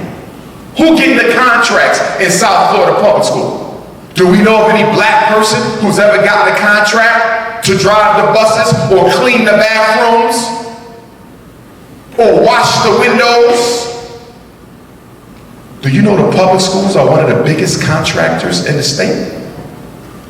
You're talking about multi-millions of dollars of public school contracts. Nobody black is getting them, and we're not even asking no questions. You mean to tell me that you have to nickel and dime your after-school program when Palm Beach County is bragging about a $5 million extracurricular support budget, and you out here begging for pennies to take care of these kids you working with after school? Why you ain't got no grant from the district? Why you ain't got no contract from the district? We got to recapture that money, brothers and sisters. Stop letting outsiders pimp your money. Public school is one of the biggest rackets in the country. People are stealing and robbing from your kids, and nothing gets done about it because you're too lazy to find the budget, study the budget, and show up to the school board meeting to ask questions about the budget. So that's committee number 4. What's committee number 5? Social committee. This is the fun committee. This is for people who want to put on positive programs to help our single parents do a better job raising their children. I'm getting sick and tired of people blaming our single mothers for everything that go wrong in school. I'm tired of it. Ain't no mother responsible for no boy going down the wrong path. Because can't no woman make no man. I know some of y'all think y'all can because of the whole white feminist movement and brainwashed you. But can't no woman raise no man. You can raise a healthy, respectable adult male, but it takes a man to make one. So we need a social committee to help our mothers out, help our fathers out. Do you know that the average single black mother is also suffering from a serious, potentially fatal medical problem of her own? Did you know that? Half of the black mothers, they got heart disease, trying to raise 5 kids. Diabetes, trying to raise 3 kids. Epilepsy, trying to raise 4 grandchildren. I'm not going to pick on her. She doing the best she can. She barely making it herself. I'm not going to blame her. I'm going to blame all the men in South Florida for not stepping up and helping these sisters with these boys. That's who I'm going to blame. So we need a social committee. We got 2 more committees left. Homeschool and parent advocacy. Let's talk about the homeschool committee. Homeschool committee is going to be for parents who are either homeschooling their children, want to homeschool their children. We're going to help you do it the right way, because too many of y'all are getting in trouble because you're not declaring homeschool with the local district, and now your child is on the truancy list, and now Child Protective Services is coming and taking your children because you homeschooling, but you ain't telling the district you homeschooling, so they truant for 160 days. Now you in trouble. You got to do it the right way. You also got to have a curriculum for your children. Some of us are homeschooling, but we don't know what the hell we're doing. Experimenting on our babies' minds, giving them a worse education than Palm Beach Public Schools is giving them because we don't know how to homeschool. So with the homeschool committee, we're going to help. And you don't have to be a homeschooling parent to be on a homeschool committee. It might just be something you're interested in. See, what we got to do is find all the parents who want to homeschool, bring them together so we can create a homeschool network. If everybody in here got a child they want to homeschool, why are you doing it by yourself? That is classic Negro psychology, working in isolation. If we all want to homeschool our children, then we only need 1 math teacher from this group, 1 language arts teacher from this group, 1 phys ed teacher from this group, 1 history teacher from this group. Why you got 20 parents breaking their neck to teach their children every subject? Why not work together to lessen the burden on everyone? That's how you do it. Collective responsibility. That's the African way. And then the last committee is parent advocacy. I need some of you who are willing to be advocates for our parents, who are going to be trained personally by me in special and regular ed law and process. So whenever a parent has to go to the school, they go with an advocate. No parent should ever go to a meeting by themselves. Never. Fathers or mothers, why not? Because the public schools are masters in bullying you. The public schools are masters in manipulating you. The public schools are masters in misleading you. And the public schools are masters in lying about what the hell they said at your meeting. Because you ain't got no witnesses. You went by yourself, even though Doctor Umar told you not to. And they promised you something and didn't deliver, and when you went to go hold them to it, you couldn't, because they said, we have no knowledge of ever making that agreement with you. Lying through their damn teeth. Because you ain't got no witness. Any parent in here, you know exactly what they do. They bring you into a room and you sit down, and what do? They bring in 15 members of the school team for one parent. Y'all know what I'm talking about. You in there by yourself to talk about your son's behavior. So why did they need the principal, the vice principal, the principal intern, the social worker, the counselor, the school psychologist, the math teacher, the reading teacher, the window cleaner, the engineer, the football coach, and the bus driver? They have a conversation with you. 15 people for one black parent. Was that a coincidence? You're talking to a former school administrator and a school psychologist, master school psychologist. They do it to intimidate you, to raise doubt in your mind, to make you think you don't know what the hell you're talking about. You said, my son ain't got no learning disability. I think he just ain't been taught. And they say, I've been teaching for 30 years. And she's been teaching for 20 years. And he's been teaching for 15 years. And she has a doctorate from Harvard. And our principal has a doctorate from Yale. And the math teacher was teacher of the year last year. And so they give you all these credentials from white people. And now you're like, wait a minute. Maybe I'm wrong. Maybe my child is learning disabled. Because after all, I got 15 white people and Negroes sitting around a circle in front of me telling me that I don't know what I'm talking about. Then they say, you know what? We know what the problem is. You've been listening to Dr. Johnson. Well, I agree with a lot of what the young man has to say, but I think he's a bit extreme. Do I look like I would put your kid in special ed if he really didn't need it? Do I look like I hate your babies? I love your son like he's mine. Look at these teachers. We go home worried about all of our kids. We're not racist. We love them as much as you do. And then you start thinking, maybe they're right. Maybe Dr. Umar was wrong. They got your ass. And then you know what they do to seal the deal? You know what they do to seal the deal? They send a black person into the meeting who worked for the school, but who also is well respected in the black community. This is what they do. They're gonna send in Queen Mother Kuji Chakalia. So Queen Mother Kuji Chakalia come in, you're like, oh my God, that's Queen Mother Kuji Chakalia. She runs the Kwanzaa Festival. She puts on a Black History Month event. And then Queen Mother Kuji Chakalia comes in and says, look, baby, listen, these are good white people. I've been working in this school for 10 years, and I'm telling you, yeah, that's true. All of them ain't gonna treat our kids good, but these are some good people. Listen, my grandson was on Ritalin too, and he's okay. My other grandson was on Adderall. He ain't had none of the problems that Dr. Umar Johnson was talking about. I think Dr. Umar Johnson don't know what the hell he's talking about. Listen, trust me. Give him the medicine. And if you see that it's not working or he's starting to act crazy, then take him off. But what Queen Mother Kuji Chakalia didn't tell you is once you start giving him the medicine, you can't take him off because the school gonna call Child Protective Services and say we got a kid who's diagnosed with ADHD and the mother stopped giving him the medicine and now they're gonna threaten to take your children.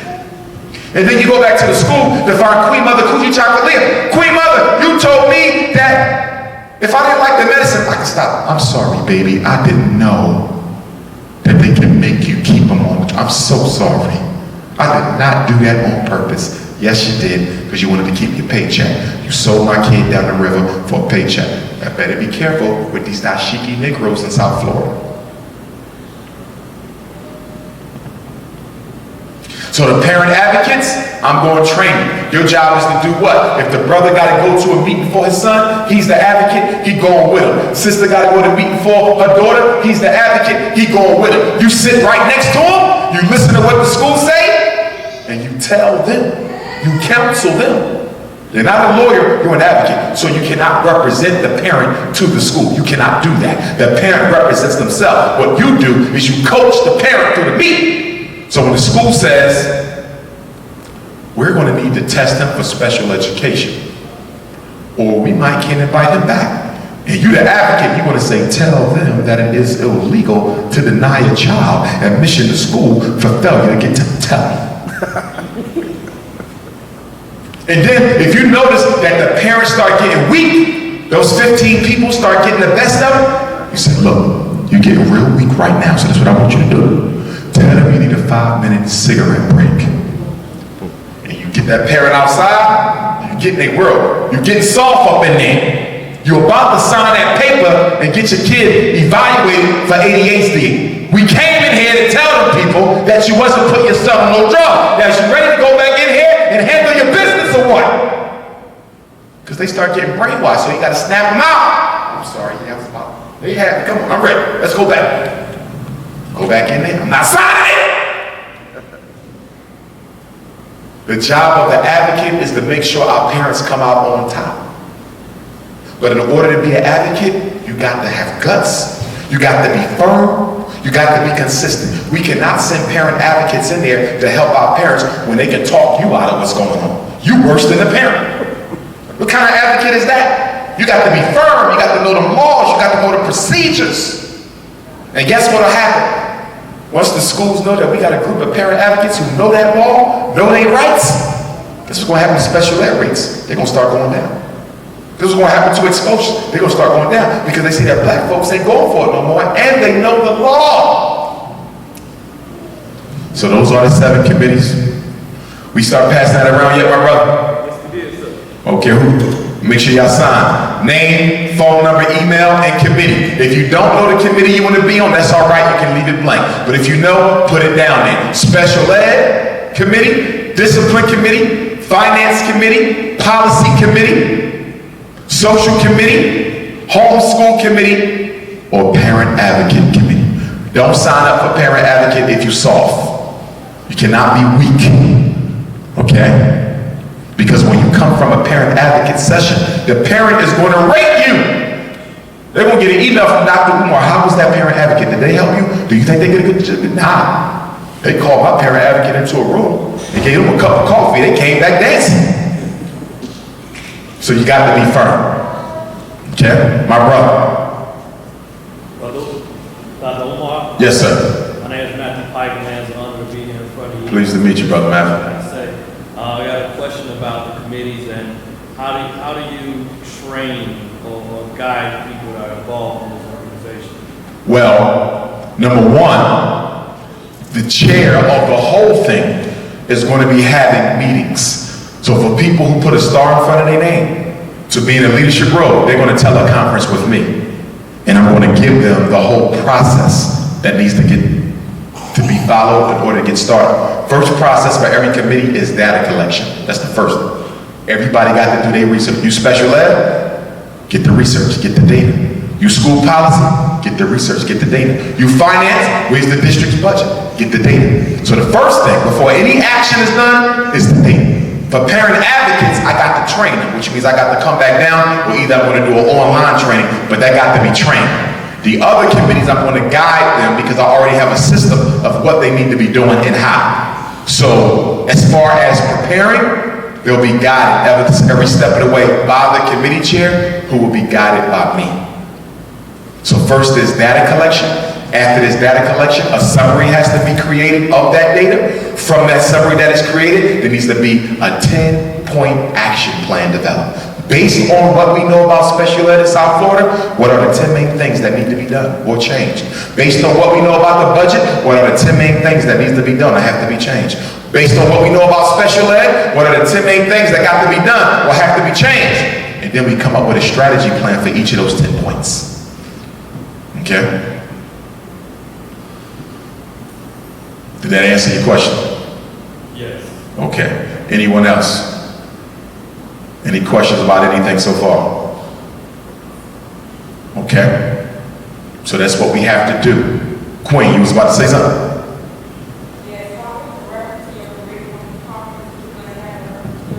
All right. Sure. I saw another hand. No? Okay. Now, everybody's going to sign up. Here's the one thing I need y'all to understand about public education. It doesn't matter if the principal is black, it doesn't matter if the teachers are black, if the system is racist, the children are going to fail. We got to understand that. The racism hides in the process. The racism hides in the culture of how school is carried out.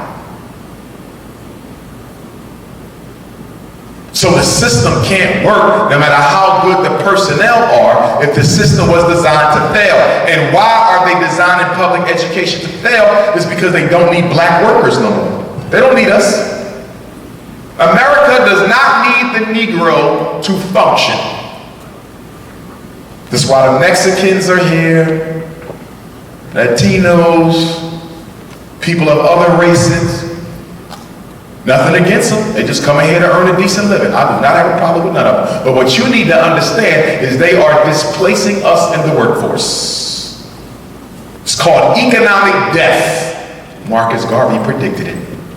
Sooner or later, they will kill you off economically. Not with the gun, but through starvation and unemployment. And that's exactly what they're doing. Half the black men in America cannot find a job. But President Obama is running around pushing a Fair Pay Act so white women can make the same amount of money as white males. Now don't get me wrong, I don't have a problem with women having fair pay with men.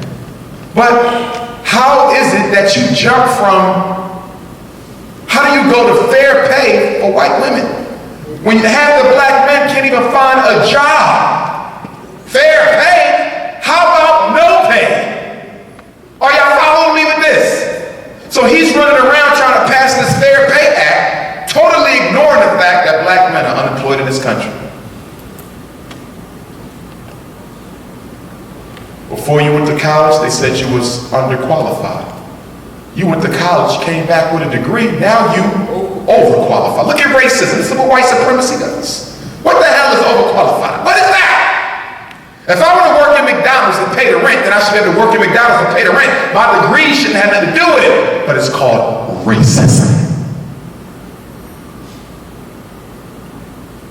They had a big article in the news the other day. The black-white test gap. Are black children intellectually inferior to white kids? And they was talking about all the research.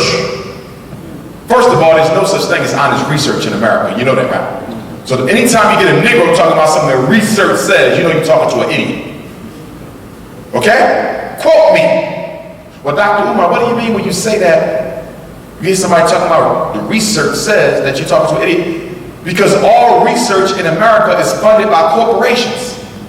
And the purpose of the research is to give them the result that they pay for. The research says that Ritalin is healthy for children. Of course the research is going to say that. Because the damn makers of Ritalin pay for the research. You don't get no pure science in America. Whenever there's capitalism, there is no pure science. Whenever there's racism, there is no pure science. Remember? We've done studies to show that the African is one step above the monkey. The research shows us. The scientific data. Ain't no damn scientific data because there's no white scientist in America who is unbiased enough to report the truth. Let me break this down real quick and then we're going to stop for the night. Do you know why white kids keep on doing 15 points better than black kids on the test? And you're talking to somebody who helped standardize that. Let me just say that. I helped standardize the Wechsler Intelligence Scale for children. I helped standardize the Wechsler Preschool Scale. So you're talking to somebody who participated in it, not just some Johnny off the street or some know-nothing professor at a university who's totally separated from everyday life in public school. Okay? The reason the white kids do better than the black kids, there's a couple. First reason, the tests are designed to produce a certain result. First of all, you got to understand that. When they make a test, they make a test to produce a certain result. Let me give it to you like this. Let's say hypothetically that all the black kids in Florida took the state assessment tomorrow and all the white kids took it. And the black kids scored higher than all the white kids. Guess what happens to that test the next day? It's in the trash. Why is it in the trash? Because the purpose of testing is not to make white kids look bad. The purpose of testing is to make white kids look good and the black kids look bad. So the minute the black kids start doing better than the white kids, they change the test. And how often do they change tests in America? Every 10 years. Because the longer the test stays the same, the higher the scores will climb. And before you know it, they are either equal or higher than the standard group. And who is the standard group in America? The middle class white child. They're the standard group for every test ever made. So number one, they design them like that. Number two, they use confusing language in the questions to throw the black children off. When I sit down to give an IQ test, these children in this room, I ask them some questions. Dr. Johnson, can you explain what that means? Because I'm not understanding the question, because I don't know what that, I'm not allowed to help them. The test rules say I have to give the IQ test, the achievement test, the emotional test, the adaptive test. I have to give it exactly as the book says. I can't help your child understand that word. Now, I'm not helping them with the question now. I'm only helping them understand a word in the question. Y'all follow me? I'm not helping them with the answer. I'm helping them understand a word so he can understand the question. But the rules say I can't. Now, I knew if your son knew what the word meant, he would get the question right. But I'm not allowed to tell him what the word means, so he gets it wrong. So now your son comes home with a below basic math score when he was actually advanced.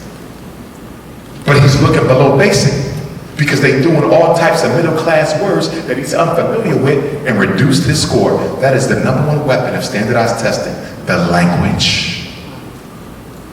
Talking to a test kit, I've been doing it for 20 years. It's the language. I can pull out any one of my tests and show you questions where I'll show you where our kids get hung up at because the language is too damn confusing. Now, if the test said I was able to ask the question another way, that would help. Because I can ask it another way so they can understand it from their cultural frame of reference. I'm not allowed to do that. So number one, we got the engineering of the test. Number two, we got the language that they use in the test. Number three, we have item selection, degree of difficulty of the questions. Let me break this down. Item selection. How many questions are asked in the standardized achievement test about a particular skill? So let's break it down. Math, reading comprehension, quantitative analysis, critical analysis, history, you name it, right? Question, how many is the average set? 7 to 10 questions are used on average to assess a particular skill. Everybody got me? 7 to 10 questions. I'm only going to ask him 7 to 10 questions. Now, something should jump out at y'all with that. How the hell are you really seeing how well my son can do if he only gets 7 to 10 questions? Are y'all seeing this now? See, they say your son is on a 3rd grade reading level based on the standardized test. I want you to know they only asked him 10. Now, item selection. Who chose those 10? There's a million math questions. Who chose those 10? There's a million comprehension questions. Who chose those 10? There's a million quantitative analysis questions. Who chose those 10? Are y'all following me? I could have asked your son another 10. He might have got 100. I could have asked him another 10, he might have failed. I could have asked him another 10, he might have got a C. Another 10, he might have got a B. Who chooses? And why do they choose those items? Because they are the most culturally unfamiliar to the students taking the damn test.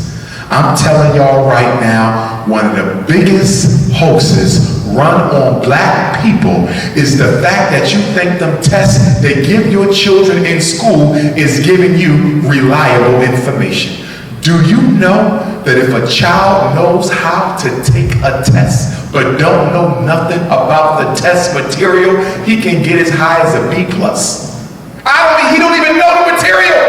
Just by being able to analyze the way the questions are constructed and the language used in the question, you can get a B. Let's look at the other side. Your child might be a math genius, but guess what?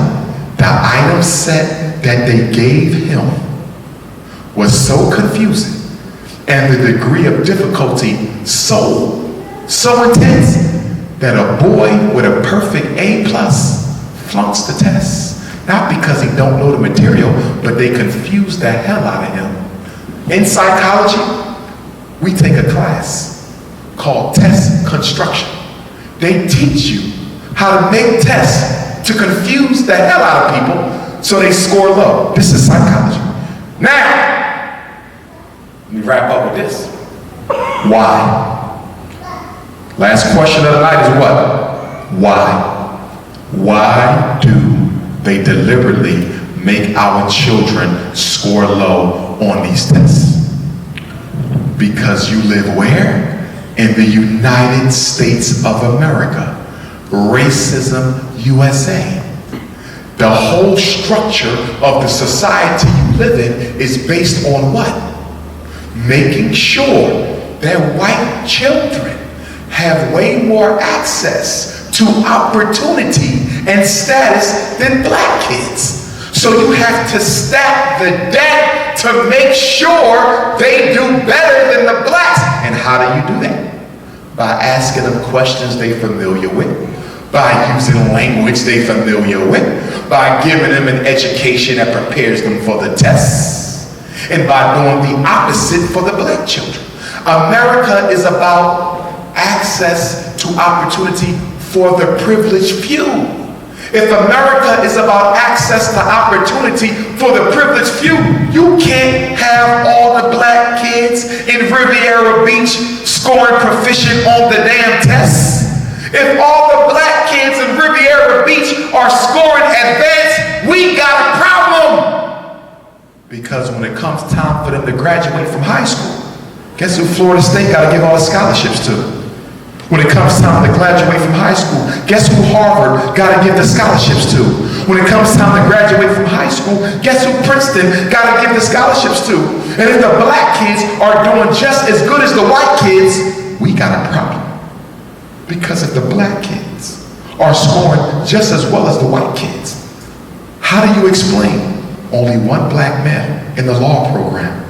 How do you explain only one black female in the pharmacy program? How do you explain only one black male working on his doctorate in psychology?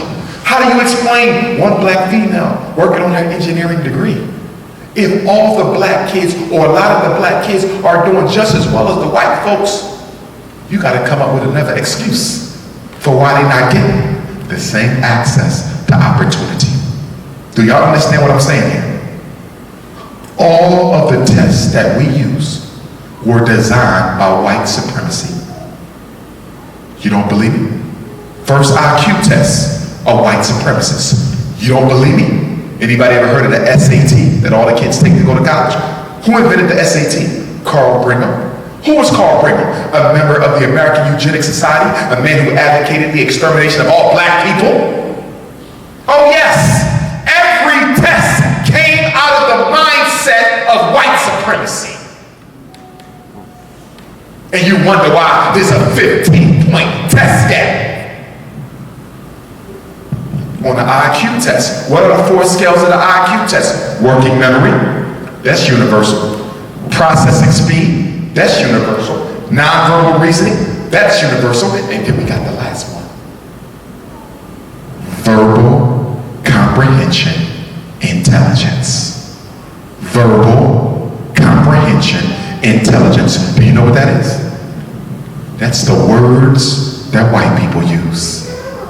And the reason why black kids' IQ score is 15 points lower than white kids' IQ score is because the words that white people use, they don't use them.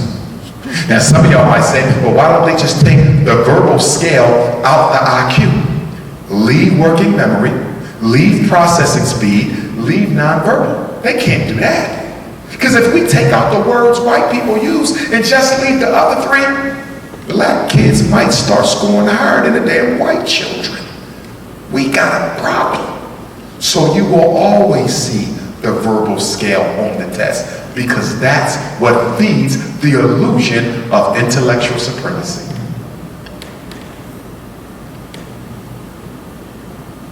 There it is, brothers and sisters. And that's why we're going to build our own school. Frederick Douglass Marcus Garvey RBG Academy, residential. The kids stay there. They do not come home except when it's vacation time and holidays. I'm not sending the kids back home to y'all because y'all the ones who messed them the hell up in the first place. I'm trying to create a new African psyche, a new way of thinking, and I can't do it with post-traumatic slavery disorder parents. Extreme circumstances require extreme strategies. What are the 6 sciences? Agricultural and agronomical science. Teach them how to live off the land, how to grow their own crops. Financial and economic science. By the time your child is done my school, 9th grade, they will have mastered Wall Street, the stock market. 10th grade, they will have mastered the real estate industry. 11th grade, they will have their own business plan. We're talking about economic revolution, black people. What school in America teaches black children to master finance and economics? Name one.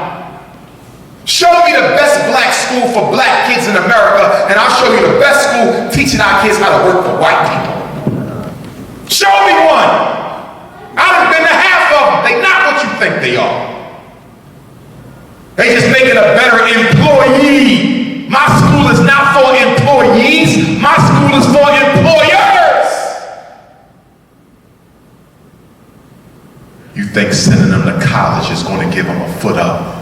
Only thing your child get in college now is debt, slavery to the damn banks. Ain't no jobs out here. We got 2 million black people unemployed with master's and doctorate degrees, and you can't wait to send your child to college. Wake up.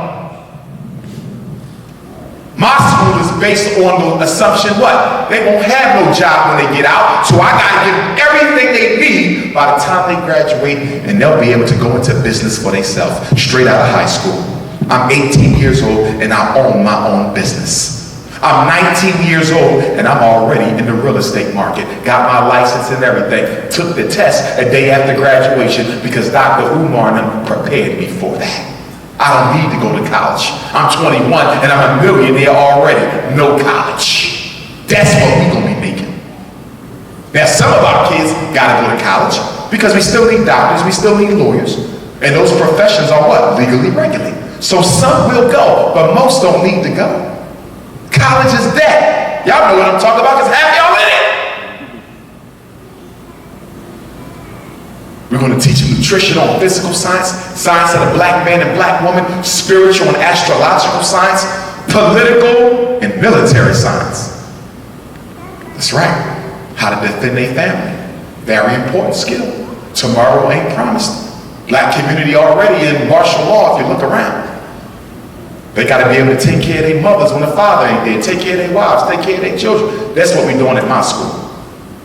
Who was right? W.E.B. Du Bois, Booker T, we giving them both. You get the intellectualism of the boy, but you also going to get the practical, hands-on skill of a Booker T. Washington. 2 birds with 1 stone. The education our children need, ain't nobody giving it to them, so I'm going to rise up and give it to them. And that's why, brothers and sisters, if I'm blessed enough to have the opportunity to purchase that HBCU, y'all better back me because our future depends on it. I'm going to call up Oprah, but I ain't relying on Oprah. I'm going to call up Cosby, but I'm going to hit up Sean Carter. I'm going to call Puffy. Said Puffy, the richest man in hip-hop, he worth $700 million. Just came out the other day in the Forbes. Richest black people, $700 million. $700 million. Oprah had $4 billion. $2 to $4 billion. I'm gonna hit them up, but they're not gonna help me because I'm too radical for them.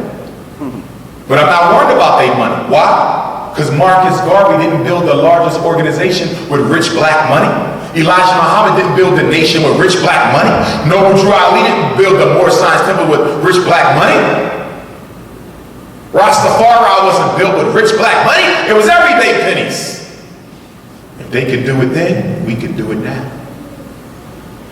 And for my ladies, y'all know I love y'all to death, right? I love my black women, but when your daughter shows up at my school, I see you laughing back there. She got to be 100% nappy by nature. Okay, ladies with the daughters, no wigs on my campus, no perms, no straightening combs, no hair color, no extension, none of it. Well, she cannot come. Those are the rules. You look good. You got to change yours. But y'all got a little baby girl. She got to be nappy. Okay, you're not. Okay.